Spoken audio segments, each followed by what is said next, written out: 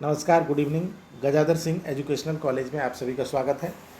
आज की सोशोलॉजी की क्लास में हम बात करेंगे इंडस वैली सिविलाइजेशन यानी सिंधु घाटी सभ्यता की, और इसी के साथ साथ हम बात करेंगे सुमेरिया की सभ्यता की, मेसोपोटामिया की सभ्यता की, मिस्र की सभ्यता की। तो आपको सिविलाइजेशन सभ्यता का मतलब पता होता है। जैसे कि मौसम की अगर बात की जाए तो कई प्रकार के मौसम का जो एवरेज होता है उसको हम जलवायु कहते हैं। इसी प्रकार से कई प्रकार की संस्कृतियों का जो मेल होता है वही सभ्यता कहलाता है। और संस्कृति तो आप जानते ही हैं, जैसे हमारी हिंदू संस्कृति या बिहार की संस्कृति या यूपी की संस्कृति। जैसे अगर बिहार की संस्कृति की बात की जाए तो वहाँ के लोग जो है छठ का त्यौहार बहुत धूमधाम से मनाते हैं। वहाँ धार्मिक लोग ज़्यादा होते हैं। वहाँ के लोग जो है वो क्या करते हैं, संस्कृति के रूप में अगर देखा जाए तो भोजपुरी बोलते हैं। वहाँ के लोग मैथिली भाषा का प्रयोग करते हैं। या फिर यूपी की संस्कृति की बात की जाए तो यहाँ के लोग ब्रज भाषा का यूज करते हैं, अवधी भाषा का यूज करते हैं।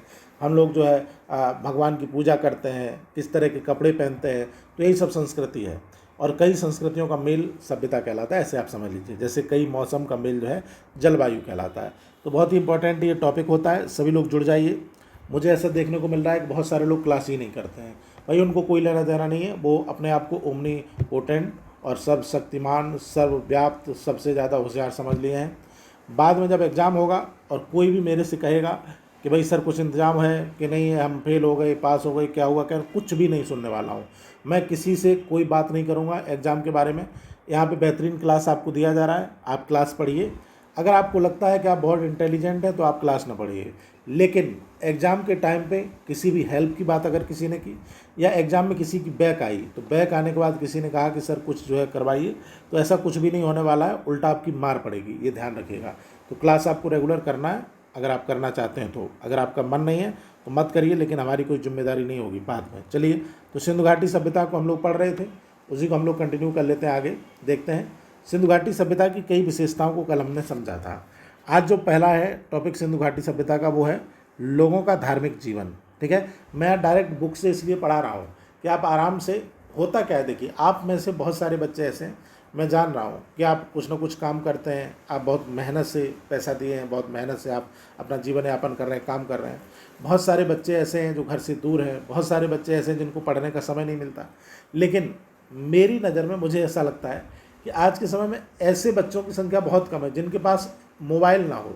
यानी कि ऐसा मोबाइल जिसमें यूट्यूब चलता हो, ऐसा मोबाइल जिसमें आपका वीडियो चलता हो, ऐसा मोबाइल सबके पास होगा। तो मैं यही चाहता हूँ कि आप किताब लेके बैठेंगे, आपको उसके लिए जगह चाहिए, उसके लिए शांत एरिया चाहिए, दुनिया भर की चीज़ें चाहिए, तो उतना हो सकता है आपका माहौल ना बने। आप क्या करिए, आप ईयरफोन लगाइए, और अगर आप अकेले हैं तो बिना ईयरफोन के भी आप कहीं भीड़ भाड़ में भी पढ़ सकते हैं मोबाइल से। यही आपके सामने खुला रहेगा, मैं बोल रहा हूँ, आप इसको देखिए, समझिए। आप अकेले में भी पढ़ सकते हैं, आप लेट के भी पढ़ सकते हैं, आप जो है चद्दर ओढ़ के, रजाई ओढ़ के भी पढ़ सकते हैं, जबकि किताब के साथ ऐसा नहीं होता है। तो बेटा इसको थोड़ा सीरियस लीजिए, और आपको इतनी सुविधा दी जा रही है तो इसको थोड़ा सा पढ़िए। तो यहाँ पे है लोगों का धार्मिक जीवन, यानी हड़प्पा सभ्यता, सिंधु घाटी सभ्यता के दौरान लोगों का धार्मिक जीवन क्या था, वो किसकी पूजा करते थे। तो यहाँ पे अगर देखा जाए कि हड़प्पा और मोहनजोदड़ो, ये दो बड़े बड़े शहर हैं, महानगर हैं समझ लीजिए। यहाँ से असंख्य देवियों की मूर्तियाँ प्राप्त हुई हैं। नहीं, देवियों की मूर्तियाँ वहाँ से मिली, मिट्टी की मूर्तियाँ मिली, और एक जगह से कांसे की भी मूर्ति मिली है। तो इससे अनुमान लगाया जाता है कि भाई उस समय जो है लोग मातृ देवी की पूजा करते होंगे। क्या करते होंगे? मातृ देवी अथवा प्रकृति की देवी, जो प्रकृति है, जो नेचर है, उसकी देवी की पूजा करते होंगे। और उसका कारण ये रहा होगा कि प्रकृति ही हमें खाने को देती है। ठीक है, इसको आप याद रखिएगा। मातृ देवी की पूजा फारस से लेकर यूनान के निकट इजियस सागर तक सभी देशों में पहले होती थी। अब अलग अलग चीज़ें हो गई, अब लोग बट गए हैं धर्म में, अलग अलग धर्म को मानते हैं। मातृ देवी की उपासना लोग किस प्रकार करते थे, इसका ज्ञान हड़प्पा सभ्यता से प्राप्त एक मोहर के चित्र से मिलता है। ये सब आप समझ लीजिए कि वहाँ पर क्या क्या है। वो चित्र है, उसकी नाभि से दिखाया जा रहा है कि अनाज उग रहा है, और एक व्यक्ति चाकू लिए हुए खड़ा है, तो उसके कहने का मतलब है कि बलि देना चाह रहा है वो। अब सिंधु सभ्यता के धार्मिक जीवन के संदर्भ में उत्खनन द्वारा अनेक पुरातात्विक साक्ष्य मिले। इनमें प्रतीक मिले हैं, अवशेष मिले हैं, मोहरें मिली हैं, मूर्ति, मृदभांड, सब कुछ मिला है। इससे कुल मिला के ये स्पष्ट जानकारी हमें सिंधु घाटी सभ्यता की मिल जाती है। मोहनजोदड़ो की एक मोहर पर, कहाँ पर? मोहनजोदड़ो से एक मोहर मिली जिस पर योगी की आकृति बनी है। योगी मतलब पशुपति शिव, पशुपतिनाथ। पशुपति शिव का मतलब क्या है कि यहाँ पर जो शिव जी हैं वो पशुपति यानी कि जानवरों के साथ इंसान की मिक्स मूर्ति बनी हुई है। जैसे कि आपने देखा होगा ना बराह अवतार, तो बराह अवतार क्या है, वहाँ पर सूकर का सिर है और बाकी पूरा बॉडी जो है वो इंसान का है। इसी तरीके से भगवान गणेश को आप देखिए, भगवान गणेश का पूरा बॉडी जो है इंसान का, लेकिन उनका सिर हाथी का है। तो ऐसे पशुपतिनाथ शिव में क्या है कि यहाँ पर जानवर के साथ इंसान की मिक्स प्रतिमा बनी हुई है।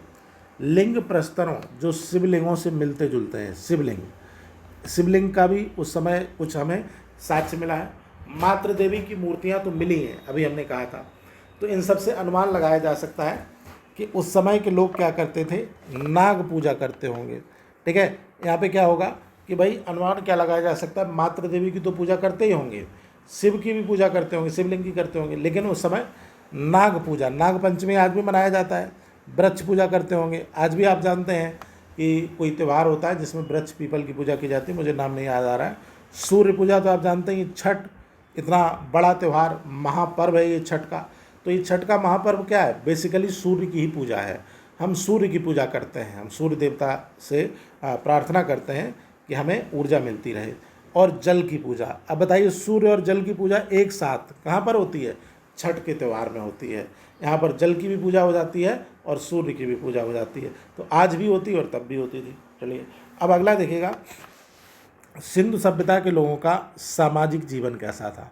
सामाजिक जीवन के बारे में अगर देखा जाए तो उस समय मातृ सत्तात्मक व्यवस्था के होने का ज्ञान होता है, क्योंकि मातृ देवी की प्रतिमा मिली ना, मूर्ति मिली मातृ देवी की, माता की मूर्ति मिली, पुरुष की मूर्तियाँ कम मिली। मातृ सत्तात्मक का मतलब था कि औरतें जो है वो ज़्यादा प्रधान थी, उनकी बात थोड़ा ज़्यादा मानी जाती थी। अवशेषों से प्राप्त भवनों के प्रकार यह दर्शाते हैं कि सिंधुकालीन समाज में पुरोहित यानी कि पूजा करवाने वाले लोग जो पंडित लोग होते हैं, और व्यापारी व्यापार करने वाले लोग बनिया लोग, शिल्पकार का मतलब यहाँ पे जो आपके आज के समय में SC ST मान लीजिए वही शिल्पकार हैं, कोई जूता बना रहा है, कोई कपड़ा बना रहा है, दर्जी है, कोई कुछ है ऐसे। और श्रमिक महत्वपूर्ण भूमिका रखते थे। तो लगभग 4 भागों में यहाँ भी बटा हुआ है। कुछ लोग जो है पूजा कराने वाले लोग हैं, कुछ व्यापार करने वाले लोग हैं, कुछ शिल्पकार हैं, कुछ श्रमिक हैं। आहार क्या था, उस समय के लोग खाते क्या थे, तो अगर देखा जाए कि आज के लोग क्या खाते हैं, अगर आपसे पूछा जाए तो आप कहेंगे आज के लोग तो भैया सब खाते हैं, वेज नॉन वेज नहीं। आज के लोग क्या है, जो उनको मिल जाए वही खा लेते हैं। उनको इससे मतलब नहीं है कि क्या है, उनको मतलब इससे है कि भाई खाया जाए। तो ज़्यादातर लोग जो है आजकल क्या है, वो नॉन वेज और वेज दोनों खाते हैं। ऐसे लोगों को क्या बोला जाता है, ओमनीवोरस बोला जाता है, कुछ भी खा लो। ऐसे लोग होते हैं ना कि उनको कुछ भी दे दो, आपने पूछा भाई क्या खाओगे, वो कहेगा कुछ भी दे दो भाई, मेरे को तो खाने से मतलब है। तो आज के समय में लोग जिस तरह से कुछ भी खा लेते हैं, वैसे उस समय में लोग क्या करते थे, वेज और नॉनवेज दोनों खाते रहे होंगे, वेज और नॉनवेज दोनों खाते रहे होंगे। तो ऐसे लोगों को सर्वाहारी बोला जाता है। सर्वाहारी का मतलब सब कुछ खाने वाला व्यक्ति सर्वाहारी कहलाता है। तो ये सर्वाहारी थे, आहार में सब कुछ खाते थे, जैसे कि शाकाहार और मांसाहार दोनों ही करते होंगे। जैसे देखिए यहाँ के नागरिक शाकाहारी एवं मांसाहारी दोनों ही प्रकार के भोजन करते थे। इनका मुख्य आहार क्या था, तो शाकाहार की अगर बात की जाए तो इसमें गेहूँ आज भी खाया जाता है, जौ, चावल, दूध, सब्जियाँ, फल। तो यही सब तो आज भी हम खा रहे हैं, गेहूँ, जौ, चावल, दूध, सब्जियाँ, फल, ये सब खा रहे हैं आज भी, और उस समय भी ये सब खाया जाता था। इसके अलावा क्या था, ये लोग गाय पालते थे तो उसको भी कभी मांस के लिए गाय का मांस भी खाते थे। ये बात याद रखिएगा कि गाय का मांस जो है इसको बीफ बोला जाता है, और आजकल गाय का मांस हमारे यहाँ उतना चलता नहीं, प्रतिबंधित है ज़्यादातर जगह। लेकिन सिंधु घाटी सभ्यता में और वैदिक सभ्यता में दोनों में ही इस प्रकार के प्रमाण मिले हैं कि लोग गाय का मांस खाते रहे होंगे। यहाँ तक मैंने वैदिक सभ्यता में पढ़ा है कि गाय का मांस तब बनाया जाता था जब कोई मेहमान आता था। ठीक है, जैसे आजकल जब कोई मेहमान आता है ना तो आप पकवान बनाते हैं उसके लिए। तो उस समय वैदिक सभ्यता में ये मैंने पढ़ा है कि गाय का मांस मेहमानों के लिए बनाया जाता था, यानी विशेष प्रकार से ये पकाया जाता था। तो गाय, भेड़ तो आज भी खा लेते हैं भाई, मछली तो खाते ही खाते हैं, मछली खाने वाले लोग बहुत हैं, करोड़ों लोग हैं। कछुआ तो कुछ लोग ऐसे मिल जाएंगे आपको, कछुआ भी खाते होंगे, पता नहीं कौन लोग हैं, उड़ीसा वगैरह में खाते होंगे, बंगाल में। मुर्गे तो मुर्गा तो इसीलिए लोग पालते ही उसको खा लिया जाए। ठीक है, तो ये लोग वेज और नॉनवेज दोनों ही खा लेते थे। अब वेशभूषा और आभूषण की बात की जाए तो भैया आज की तरह तो रहा नहीं होगा कि वेशभूषा में बढ़िया जो है जीन्स टी शर्ट और जूते वूते पहन लिए VIP। आभूषण में क्या क्या होता है पता नहीं, ये लेडीज लोग ज़्यादा जानते हैं, जो फीमेल कैंडिडेट है वो जानते हैं आज के समय में। ऐसे तो फीमेल के आभूषण उस समय भी प्रचलित थे, हालांकि आज के तरह के इतने अच्छे डिजाइन के नहीं थे, लेकिन फिर भी फीमेल जो है आभूषण प्रकृति के प्रारंभ से ही पहन रही हैं। ठीक है, तो यहाँ पे देखिए, उत्खनन के द्वारा वस्त्र एवं आभूषणों के विभिन्न साक्ष्य मिले हैं और सिंधु सभ्यता के निवासी जो है वस्त्र एवं आभूषण पहनने के लिए बहुत शौकीन थे, बहुत अच्छे अच्छे कपड़े पहनते थे, इनको शौक था कपड़े पहनने का। अब वस्त्र की अगर बात की जाए तो ये लोग सूती वस्त्र पहनते थे भाई, कॉटन। आपने एक मूवी देखी होगी मोहनजोदारो, वो कौन सा अपना एक हीरो है ना, ऋतिक रोशन। तो ऋतिक रोशन की एक मूवी आई थी जिसका नाम था मोहनजोदारो। मोहनजोदारो मूवी में दिखाया गया है कि किस तरीके से कॉटन का व्यापार होता है, कपास का। तो भाई कपास का जब व्यापार हो रहा है तो कपास से क्या बनता है, कपास से कॉटन बनता है। तो ये लोग सूती वस्त्र पहनते थे, वही कपास का बना हुआ कपड़ा पहनते थे। और ऊनी वस्त्र तो बहुत आसानी से मिलेगा, भेड़ जब पाल रहे हैं ये लोग, तो भेड़ पालेंगे तो ऊन तो मिल जाएगी ना भाई, भेड़ पालेंगे तो ऊन मिलेगी। तो ऊनी वस्त्र पहनते थे ठंडियों में, गर्मियों में सूती वस्त्र पहनते थे, दोनों प्रकार के वस्त्र पहनते थे। सोना चांदी तांबा तथा हाथी दांत के आभूषण प्राप्त हुए हैं। ये लोग सोना चांदी तांबे के और हाथी दांत के आभूषण पहनते थे, ये बात याद रखिएगा। मन के सीप मृत्तिका के आभूषण, मृत्तिका मतलब मिट्टी के भी प्रयोग होते थे। स्त्री पुरुष दोनों ही अंगूठी कड़े कंगन ये सब पहनते थे। कुंडल, पहले पुरुष भी कुंडल पहनते थे। आपने देखा होगा पुरानी जो सीरियल वगैरह होते, मूवी वगैरह होती, राजाओं को दिखाया जाता है तो वो लोग भी कुंडल पहने रहते हैं। ठीक है, कुछ लोग क्या करते हैं, अंगूठी तो आज भी लोग पहनते हैं, लेकिन वो लोग कुंडल वगैरह नाक में कान में पहने रहते हैं। स्त्रियां जो है चूड़ियाँ कर्णफूल हंसली भुजबंद ये सब पहनती थी आज की तरह। अब निर्धन व्यक्ति तांबे मिट्टी सीप के आभूषण पहनते थे और जो धनी थे वो सोना चांदी के पहनते थे, पहनते सब थे। गृहस्थी के उपकरण क्या है तो इसको पढ़ लीजिएगा भाई। गृहस्थी के उपकरण घड़ा कलश थाली गिलास चम्मच यही सब है, मिट्टी के कुल्हड़ ये सब है। मनोरंजन के साधन क्या है तो आईपीएल देखते होंगे ये लोग, ऐसा तो है नहीं, आईपीएल तो नहीं चलता था उस समय, फिर क्या देखते होंगे। तो मनोरंजन के साधन में ये लोग नृत्य देखते थे। ठीक है, जो नृत्य आज भी यूपी बिहार में प्रचलित है ना, नृत्य खासकर पूर्वांचल में और बिहार में नृत्य होता है, तो ये नृत्य ऑर्केस्ट्रा बोलते हैं आपके यहाँ, मैं भी जानता हूँ। तो ये देखते होंगे, हमारे यहाँ तो नहीं होता ये। ठीक है, आखेट, आखेट मतलब शिकार खेलते खेलते होंगे। संगीत मतलब गाना बजाना होता होगा अपना, जो है पवन सिंह का गाना चलता होगा, खेसारी लाल का गाना चलता होगा। ठीक है, ये सब गाने चलते होंगे। पासे का खेल आप भी लूडो समझ लो इसको। ठीक है, लूडो पासे का खेल ऐसे समझ लो। तो लूडो खेलते थे लोग। मुर्गों की लड़ाई करा देते थे भाई, मुर्गों को लड़ाते थे, यही इनका जो है साधन था मनोरंजन का।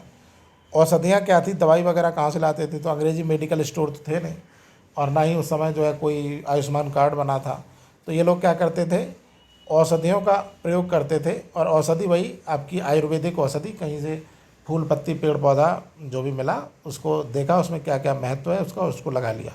जैसे आज भी आप जानते हैं गांव में कोई कट जाए कुछ हो जाए तो लोग जो है ज़्यादा हेडक नहीं लेते, वो पता नहीं कौन सी घास वास होती है उसको थोड़ा हाथ में लेंगे रगड़ेंगे और उसको लगा लेंगे चोट पे और वो सही हो जाएगा कुछ दिन में। तो यहाँ पे क्या, कालीबंगा एक जगह है, ये कालीबंगा राजस्थान में, लोथल गुजरात में। कालीबंगा एवं लोथल से खोपड़ी की शल्य चिकित्सा के साक्ष्य प्राप्त हुए हैं। मतलब खोपड़ी का ही ऑपरेशन कर दिया लोगों ने उस टाइम पे। समझिए कि लोग कितने विकसित थे कि उस टाइम पे लोग खोपड़ी का ऑपरेशन कर देते थे। और आज के डॉक्टर, अभी आपने देखा था, मुझे याद तो नहीं आ रहा है, एक घटना मैंने देखी थी हाल ही की, कि वो डॉक्टर ने क्या किया था कि हाँ मतलब आ गया, याद आ गया।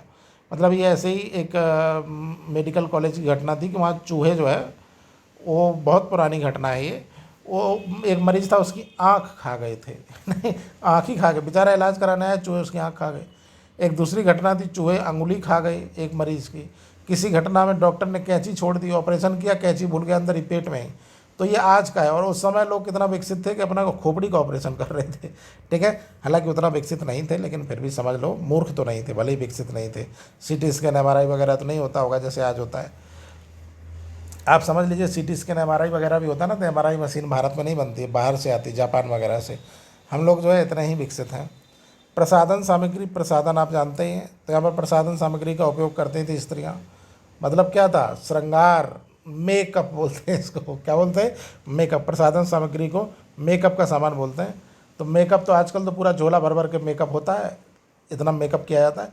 मेकअप के लिए लड़कियां फालतू बदनाम है, लड़के भी मेकअप करते हैं, देखा होगा आपने। आप जो है लड़कों को भी आजकल देखेंगे मेकअप करते हैं, हालांकि लड़कियां खूब करते हैं। तो लिपस्टिक का प्रयोग करती थी लड़कियां, और भी बहुत सारे ये मेकअप अपना करती रही होंगी, अब क्या ही बात किया जाए, सब आप लोग जानते हैं मेकअप क्या होता है। सिंधु सभ्यता के लोगों का आर्थिक जीवन कैसा था, ये लोग अपना जो है क्या व्यापार वगैरह क्या करते थे, कैसे अपनी जीविका चलाते थे। तो सिंधु सभ्यता के लोगों का जो आर्थिक जीवन था, खेती करते थे वो लोग प्रमुख रूप से, ठीक है। अधिकांश जनता क्या करती थी, खेती करती थी। अब बताइए, सिंधु घाटी सभ्यता आज से 5,000 साल पहले मान लीजिए लमसम 5,000 साल पहले भी हम खेती करते थे, और आज भी भारत की 50% से ज़्यादा जनता क्या करती है, खेती करती है। तो ये तो विकास किया हमने 5,000 साल में, खेती के खेती पे हैं अभी। तो उस समय भी ज़्यादातर जनता खेती करती थी, ठीक है। वे लोग गेहूँ, जौ, मटर ये सब उगाते थे, सब पढ़ चुके हैं आप। जनता कपास से बने कपड़े पहनती थी, ये भी आपने पढ़ लिया। खेती भी कपास की होती थी उस समय। पशुपालन भी ये लोग करते थे, जानवर को पालते थे। आज भी पशुपालन होता है, पालते हैं कि नहीं।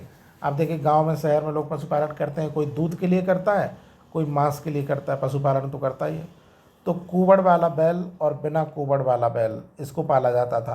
तो यहाँ पे आपने देखा होगा कि बैल का यूज किसमें किया जाता था, हल चलाने के लिए किया जाता था।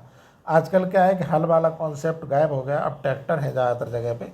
तो इसीलिए बैल थोड़ा सा कम पालतू हो गए, इनको सीधा काट के खा लेता है आदमी। बकरी और भैंसे भी पाले जाते थे। बकरी तो सिर्फ खाने के लिए ही पाली जाएगी, दूध के लिए, और भैंसा जो है वो खेत में भी यूज़ किया जाएगा, बाद में काट के खा लेंगे उसको। हाथी भी पाले जाते होंगे, ये भी ये था, हाथी अपना पालते होंगे, ऐसे शौक में पालते होंगे। और घोड़े से कुछ विशेष ये लोग परिचित नहीं थे, ठीक है। तो इसको याद रखिएगा कि अगर पूछा जाए आपसे कि घोड़े से परिचित थे कि नहीं, तो कहीं कहीं साक्ष्य मिले हैं घोड़े के, लेकिन ये लोग घोड़े का यूज उतना ज़्यादा नहीं करते थे। बाकी यूज किसका करते थे, तो आपने कहा ये भैया यूज करते थे अपना बैल का, गाय का, बकरी का, भेड़ का। वस्त्र निर्माण की अगर बात की जाए तो सिंध निवासी जो थे वो कपास की खेती करते थे, कपास कॉटन की, और इसी से वो जो है सूत काटते थे और कपड़ा बनाते थे। और दुनिया में पहले लोग ऐसे थे, सिंधु सभ्यता के लोग, जिन्होंने कपास की खेती की और कपास से कपड़ा भी बनाया, ठीक है। आज भी क्या होता है कि हम लोग बीच में, आपने देखा होगा, बहुत सारा फैशन आता रहता है, जॉर्जेट का कपड़ा, इसका कपड़ा, उसका कपड़ा, मिक्स कपड़ा, दुनिया भर के कपड़े आते हैं। लेकिन सबसे बेहतरीन और सबसे आरामदायक क्या होता है, कपास का कपड़ा, कॉटन का कपड़ा। ये आपको सबसे अच्छा देखने के लिए मिलता है, सबसे ज़्यादा आरामदायक होता है। अब अगर बंदरगाह की बात की जाए तो बंदरगाह को हम लोग बोलते हैं डॉक यार्ड। डॉक यार्ड मतलब यहाँ पे होता है ऐसी जगह जहाँ से व्यापार होता हो, नाव जा सके। जैसे विशाखापत्तनम में बंदरगाह है, समुद्र के किनारे होते हैं बंदरगाह।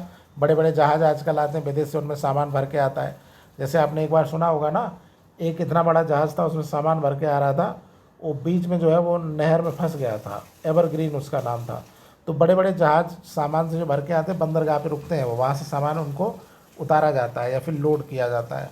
तो बंदरगाह कहाँ थे, ये उस समय जो सिंधु घाटी सभ्यता के बंदरगाह थे वो प्रमुख रूप से लोथल और सुरकोटड़ा में थे। कोटड़ा, ये लोथल और सुरकोटड़ा दोनों ही कहाँ पर है, गुजरात में है, अपने गुजरात, ठीक है। तो बहुत सारे लोग बोलते हैं कि भैया गुजरात बहुत विकसित है, इसमें मोदी जी ने बहुत कमाल कर दिया है, मोदी जी महामानव है, ऐसा वैसा है। तो ऐसा कुछ मोदी जी ने नहीं कर दिया है। गुजरात को समझिए आप कि सिंधु घाटी सभ्यता से ही व्यापारिक स्थान रहा है। क्योंकि यहाँ पर कच्छ और खंबात की खाड़ी है, तो आराम से बंदरगाह अंदर तक बनाए जा सकते हैं। और जो सबसे ज़्यादा व्यापार होता है वो पश्चिम देशों से ही होता है, पूर्व देशों से उतना व्यापार नहीं होता। जैसे कि चीन को अगर छोड़ दिया जाए तो भारत का सबसे बड़ा व्यापारिक साझेदार अमेरिका है, यूएई है, अरब कंट्री में बहुत सारे देश हैं जो भारत के व्यापारिक साझेदार हैं। तो भाई यहाँ पर क्या है कि इसीलिए पश्चिम के जो राज्य हैं वो विकसित हैं, जैसे गुजरात है। अब केवल गुजरात ही विकसित नहीं, उससे लगा हुआ महाराष्ट्र भी विकसित है, उससे लगा हुआ कर्नाटक भी है, केरल भी है। पश्चिम के राज्य समुद्र से लगे हुए हैं, व्यापारिक स्थिति यहाँ पर बनी थी, तो इसीलिए क्या है, ये विकसित है। और कुछ सरकारों का भी योगदान रहता है, जैसे हमारे यूपी बिहार की सरकारें उतनी अच्छी नहीं हैं फिलहाल, तो इसको याद रखिएगा। तो लोथल और सुरकोटड़ा के बंदरगाह थे, इनका संपर्क जो है जल और थल दोनों मार्ग से था, यानी सामान आराम से पहुंचाया जा सकता था। व्यापार और वाणिज्य की बात की जाए तो हड़प्पा संस्कृति की विभिन्न वस्तुएं, जैसे माला के दाने, माला मतलब यही गले में पहनने वाला हार, एक पिन पर बना स्वर्णिम बंदर, मोहरें, ये सब कहाँ से मिला है, मेसोपोटामिया से मिला है। मेसोपोटामिया क्या है, ये इराक है, आज का इराक को ही मेसोपोटामिया बोला जाता है, उस समय मेसोपोटामिया बोला जाता था, अब उसको इराक बोला जाता है। और इराक में दो नदियां हैं, दजला और फरात। तो ये जो मेसोपोटामिया की सभ्यता है ये इराक में विकसित हुई थी, दजला और फरात नदियों के बीच में, और यहाँ से भारतीय माला के दाने, स्वर्णिम बंदर का चिन्ह और मोहरे प्राप्त हुए हैं, जिससे अनुमान लगाया जा रहा है कि भाई जो मेसोपोटामिया है, जो इराक है, उससे भारत का व्यापार होता रहा होगा। ठीक है, तो इसको आप समझ लीजिएगा। अब यहाँ पे देखा गया सिंधु घाटी और मेसोपोटामिया के बीच दिलमन नामक स्थान वस्तुओं के विनिमय के लिए बहुत बड़ा केंद्र था। दिलमन, तो दिलमन जो है ये आज ये बहरीन के नाम से जाना जाता है। जो दिलमन नामक स्थान था ना, तो भारत और मेसोपोटामिया के बीच में, सिंधु घाटी सभ्यता और मेसोपोटामिया के बीच में जब व्यापार होता था तो दिलमन में सामान को एक्सचेंज किया जाता था। जैसे आजकल होता है ना, अमेरिका से सामान आता है तो यूएई में उसको दूसरे शिप में लोड करके फिर उसको डिस्ट्रीब्यूट कर दिया जाता है। तो इसी तरीके से क्या, ये जो दिलमन नामक स्थान था, जो बहरीन नामक स्थान था, इस बहरीन से ही ये सामान का एक्सचेंज होता था, विनिमय होता था, बड़ा केंद्र था ये। इसी दिलमन को वर्तमान में बहरीन के नाम से जाना जाता है, जो लिखा भी है यहाँ पर। अनुमान है कि हड़प्पा व्यापारी मिट्टी के बर्तन, अनाज, सूती कपड़े, मसाले, पत्थर के बने माला के दाने, मोती और सुरमा भारत से ले जाते थे और धातु का सामान वहाँ से भारत ले आते थे। सुरमा आप जानते ही हैं, अब आजकल जो है वो सुरमा का प्रचलन कम हो गया। हम लोग जब छोटे थे तो मम्मी लोग मार पीट के सुरमा काजल लगा देती थी आंखों में। आजकल लोग लगाते नहीं हैं, बाज़ार से कोई दूसरे टाइप का आता है, बड़ी बड़ी कंपनियों का, कुछ महिलाएं उसको लगाती होंगी। तो सुरमा का एक गाना भी है ना, पता नहीं कौन सा, आँख सुरमे से भरी हुई, पता नहीं कौन सा है, इलीगल वेपन करके एक गाना है। ठीक है, उसको आप देख लीजिए, सुरमा आपको समझ में आ जाएगा। गाना देखना पड़ेगा भाई, सुरमा समझना है तो। वैसे तो बहुत सारे लोग सुरमा जानते ही होंगे। अगला देखिएगा कला। इस समय की कला क्या थी, क्या क्या ये लोग बनाते थे, किस तरह के सामान, किस तरह की क्या म्यूजिक वगैरह क्या था, ये सब समझते हैं। सिंधु सभ्यता की कला एवं ललित कला की जानकारी निम्नलिखित साक्ष्यों से मिलती है। कला और ललित कला, इसकी जानकारी। भवन निर्माण कला, तो सिंधु सभ्यता में आपको हमने शुरू में बता दिया कि यहाँ पे भवन निर्माण कला बहुत ज़्यादा विकसित थी। पक्के मकान होते थे, पक्की ईंटों के मकान होते थे, सीधी गलियाँ होती थी और रोड चौड़ी होती थी। घरों के दरवाजे गली में खुलते थे, रोड पे नहीं खुलते थे। पानी का अच्छा इंतजाम था और यहाँ पे विशाल अन्नागार मिला है, गोडाउन मिला है जहाँ पे अनाज रखा जाता था। विशाल स्नानागार मिला है, यानी स्विमिंग पूल मिला है जहाँ पे नहाते थे लोग। सुनियोजित नगर था, सुनियोजित का मतलब है गली वली सब सीधी थी, रोड अच्छी बनी हुई थी। तो ये क्या है, भवन निर्माण कला बहुत ज़्यादा विकसित थी उस समय। ठीक है, आधे यूपी बिहार से ज़्यादा, मान लो आधा यूपी बिहार इससे भी बेकार है। धातु कला, तो सिंधु निवासी जो है सोना, चांदी, तांबे आदि के आभूषण का निर्माण करते थे। मोहनजोदड़ो से प्राप्त कांसे की नर्तकी की मूर्ति बहुत इंपॉर्टेंट है, पूछा जाएगा कांसे की नर्तकी की मूर्ति कहाँ से मिली है, तो कह देना मोहनजोदड़ो से मिली है। तो धातु कला का ये स्पष्ट एग्जाम्पल है कि नहीं। जब मूर्ति बना ले रहे हैं ये कांसे की, तो इसका मतलब है इनका विकास हो चुका था, ये अच्छा काम कर लेते थे। चित्रकला क्या है, तो काहे काहे का चित्र बनाते थे ये। बर्तनों एवं मोहरों पर चित्रित चित्रों से चित्रकला का ज्ञान प्राप्त होता है। बर्तन और मोहरे, मोहरे मतलब सिक्के समझ लीजिए, उन पर कुछ चित्र बनाए जाते थे, तो उससे हमें इस चीज़ का ज्ञान होता है कि वही लोग चित्र बना लेते थे। दूसरा, बर्तन पे ही बनाते थे, जैसे कुछ मटका बनाया, कुछ हांडी बनाई तो उस पर बना दिया, उस पर बना दिया बिल्ली का पीछा करते हुए कुत्ते का चित्र, या फिर कुछ और चित्र बना दिया, तो इससे पता चलता है लोग चित्र बना लेते थे। अब है संगीत एवं नृत्य कला। ठीक है, तो ये सिंधु सभ्यता के लोग संगीत एवं नृत्य कला में अत्यधिक रुचि रखते थे। इसके साक्ष्य उत्खनन से प्राप्त ढोल, तबला, नर्तकी की मूर्ति। भाई नर्तकी की जो मूर्ति है ये कांसे की, ये क्या है, नर्तकी नाच रही होगी तभी तो दिमाग में आएगा इसकी मूर्ति बनाओ। ढोल और तबला भी मिला है, तो इससे पता चलता है कि भैया ये लोग नाच गाने के शौकीन थे, इसको याद रखिए। ताम्रपत्र निर्माण कला, सिंधु सभ्यता में अनेक ताम्रपत्र, तांबे के पत्र प्राप्त हुए जो आकार में वर्गाकार है। इन पर कुछ लिखा जाता था, पहले तांबे के पत्रे पर लिखा जाता था कुछ लिखना हो तो, आजकल तो कागज़ का है, आजकल लैपटॉप टैबलेट है, कुछ भी आप कर दो। मूर्ति कला, मूर्ति कला कितनी विकसित थी, तो मोहनजोदड़ो से ही नर्तकी की कांसे की मूर्ति मिली है ना, सबसे बड़ा एग्जाम्पल तो यही है कि यहाँ मूर्ति कला जरूर विकसित रही होगी। अब इसके अलावा अगर देखा जाए तो सैकड़ों मोहरें भी मिली हैं। मोहरें मतलब वही सिक्के मान लो, तो इससे भी पता चलता है। अब इन मोहरों पर सांड का, गेंडा का, चीता का, हाथियों का सुंदर आकृतियाँ बनी हैं, तो इससे पता चलता है कि इनकी मूर्ति कला क्या थी, बहुत ज़्यादा विकसित थी। हड़प्पा संस्कृति में अनेक स्थानों पर मिट्टी के अनेक प्रकार के खिलौने भी मिले हैं। मिट्टी के खिलौने, जब बचपन में हम लोग छोटे थे, भाई बचपन में सब छोटे होते हैं हम लोग क्या, तो उस समय कुछ खिलौने बनाते थे ना मिट्टी के, कुछ बना लिया। लड़कियां ज़्यादा बनाती हैं गुड्डा गुड़िया। अभी दशहरे का त्यौहार आने वाला है, हालांकि बिहार में दशहरा नहीं मनाया जाता, हमारे यहाँ मनाया जाता है। गंगा दशहरा, अब आप कहेंगे दशहरा तो हम भी मनाते हैं, वो दूसरा दशहरा भैया तुम्हारा। हमारे यहाँ दशहरा मनाएंगे जून के महीने में, गंगा दशहरा, गंगा नहाएंगे आराम से। तो इसमें भी क्या होता है कि लड़कियाँ गुड्डे गुड़िया वगैरह बनाती हैं, गंगा में जाके फेंक आती हैं, पता नहीं क्यों ऐसा करते हैं। इनमें गाड़ियाँ भी बना देते थे लोग, मिट्टी की गाड़ी बनाते हैं ना, खिलौने में बनाते हैं, आज भी बनाते हैं, अभी इसमें कौन बड़ी बात है। ठीक है, तो ये मिट्टी की गाड़ी बना रहे हैं, उसमें पहिया भी लगा हुआ है, उसमें जानवर यानी कि बैल भी लगा दिया, ये सब खिलौने बना दिया। पक्षी का कोई खिलौना बना दिया, पक्षी की मूर्ति बना दी, और मनुष्य की मूर्ति बना दी कुछ, जैसे आजकल बनवा देते ना मूर्ति। मायावती ने अपनी ही मूर्तियाँ बनवा डाली। आप जानते हैं मायावती मूर्ति बनवाने वाली एक नेता है, और ये उत्तर प्रदेश की मुख्यमंत्री रही थी। उस दौरान इन्होंने जो है बहुत सारी मूर्तियाँ अपनी ही बनवा डाली। नहीं, इन्होंने सोचा बाद में पता नहीं मेरी मूर्ति कोई बनवाए ना बनवाए, इससे अच्छा क्या है कि अब मैं अपनी मूर्ति खुद ही बनवा दूँ। गला थोड़ा ख़राब हो रहा है भाई। अब यहाँ पे देखिए मिट्टी के बने हुए सांड भी मिले हैं, तो मूर्ति ऐसे बनाते थे। मोहरे एवं चित्रकला, आप कितनी बार वही होगा, यहाँ से मोहरे मिले हैं, नहीं चिकनी मिट्टी की मोहरे बनाई जाती थी। लेखन एवं लिपि, इसको देख लेते हैं, लेखन एवं लिपि। हड़प्पा लिपि का सर्वाधिक पुराना नमूना 1853 ईस्वी में मिला था, सबसे पहले 1853 में। इससे स्पष्ट है, स्पष्ट मिला 1923 में। ठीक है, जो पहला मिला वो 1853 में, लेकिन स्पष्ट वाला 1923 में मिला। अब यहाँ पे देखा गया सिंधु लिपि में लगभग 64 मूल चिन्ह हैं। ये पिक्टोग्राफिक थी, अभी पिक्टोग्राफ आपने पढ़ा उधर मैथ में, तो ये क्या थी, पिक्टोग्राफिक थी। पिक्टोग्राफिक का मतलब यहाँ पे चित्राक्षर थे, चित्र बनाए जाते थे।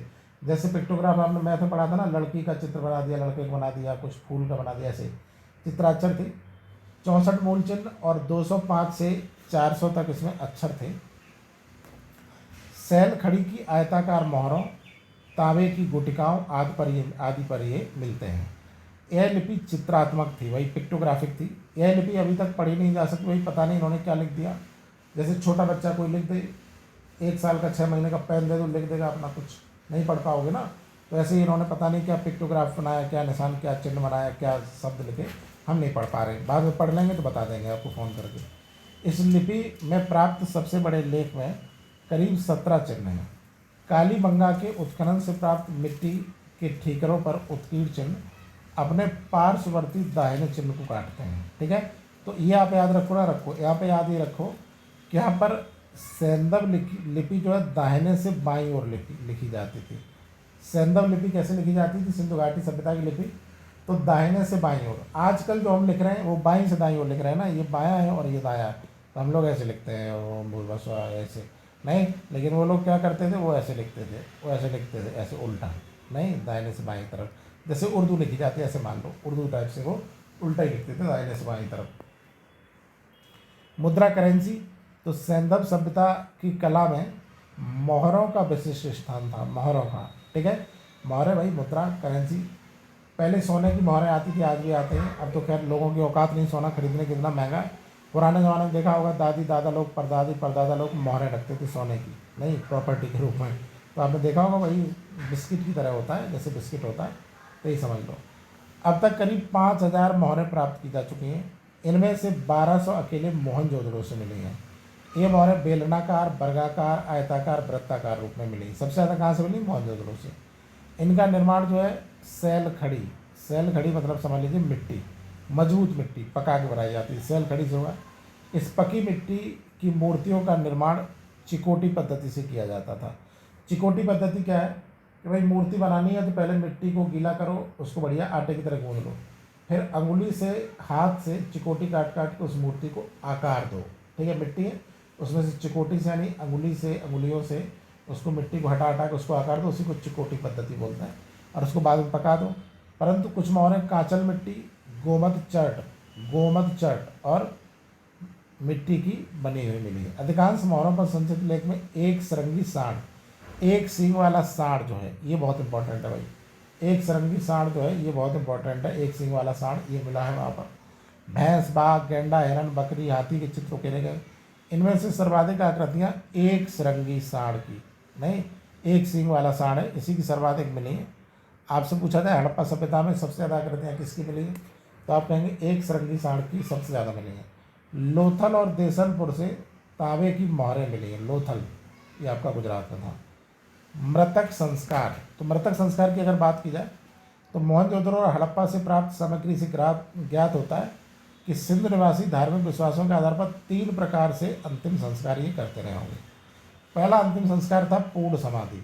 पूर्ण समाधि में क्या था कि यहाँ पे समाधि बनाई जाती थी और ज़मीन के अंदर जो है उसको गाड़ दिया जाता था मरे हुए आदमी को। लोथल में 2 कंकाल मिले हैं, ये कब्र के अंदर दफनाए गए। इसी से हमें पता चलता है कि समाधि बनाते थे जैसे आजकल मुस्लिमों में बनाया जाता है, वैसे ही समझ लीजिए। ठीक है, 2 कंकाल मिले, कब्र में दफनाए गए थे।